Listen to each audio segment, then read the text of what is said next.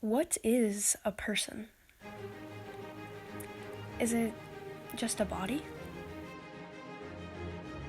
The shell we're trapped in? Or is the person all about personality, our souls? Maybe it's just a name. If it is, well, I am many people.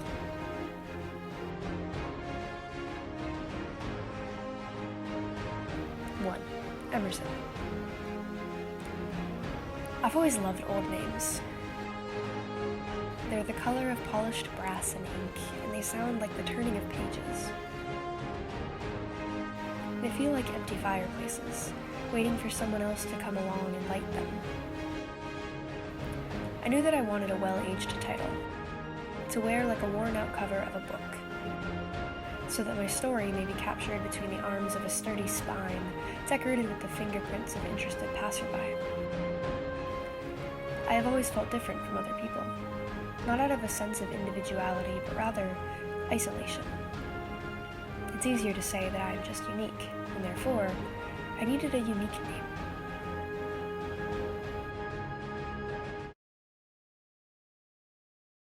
Easier said than done. My auntie is just as much my kin as she is a figment of my imagination. And though we speak on the phone often, I struggle to recall her face or her mannerisms. I do remember that she smelled like apples and gave very long hugs. She is my mother's sister, and her voice rings out in the same way, gravelly, like the words were stones they skipped across the water. When I asked her to help me find a name, I knew that part of me was asking my mother, too. A rebirth. A renaming. The same creation of art, with a new title.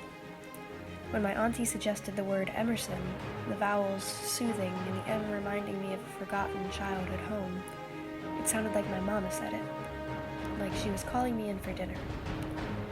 I knew that it was meant for me.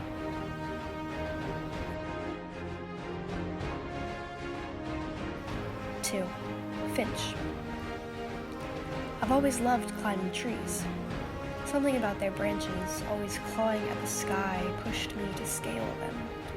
I loved feeling a part of the forest. Between the leaves of a tree, nestled in its arms, I felt like a newborn again. Something with a place in the world. A creature that belonged in the environment it was born into. I loved the heights as well. Seeing all of the life beneath me as I was suspended in air, balanced on nothing more than wood and bark. I'd climb the tallest trees I could find, claiming my spot among the birds 20, even 30 feet in the air, and then I'd just stare. I didn't feel as small in those boughs as I did when I set foot on the ground. I envied birds, who could fly until their wings were too tired, surfing the waves of the wind and cutting through clouds like streamlined knives. This was how I wanted to live. Perhaps that's why I settled on the name Finch. I knew my middle name long before my first, as an author often knows the contents of a book before they choose the title.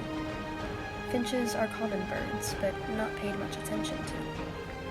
They're a symbol of a better future to come, and the beating of their wings has always reminded me of my heart. Rapid, fleeting, but familiar. It's a rhythm that I dance to. A beat that the trees above me sway alongside, the tune whistled by Pied Piper birds leading me home. It is freedom, everything I've ever dreamed of, and it was the perfect middle name for me. 3. Muck. I did not choose my last name. It is an inheritance of my young and not in love parents, a father turned stone cold by the consequences of his teenage recklessness. It is a German name, an insult to be specific. Insignificant gnat, filth and dirt, a small, restless person. I think this name was an unconscious pretense to my life, that I would always be unimportant and overlooked, just an irritating child with dreams far too big for my own potential. I grew into my last name. When the unfortunate experiences of my childhood bear down on me, I felt it clinging to my skin. I imagined myself covered in the grime of others, eternally unclean.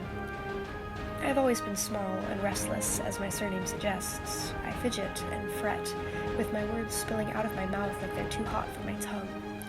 I trip over ideas as they clutter up the space in my head, and I can't seem to grow another inch, no matter how hard I try.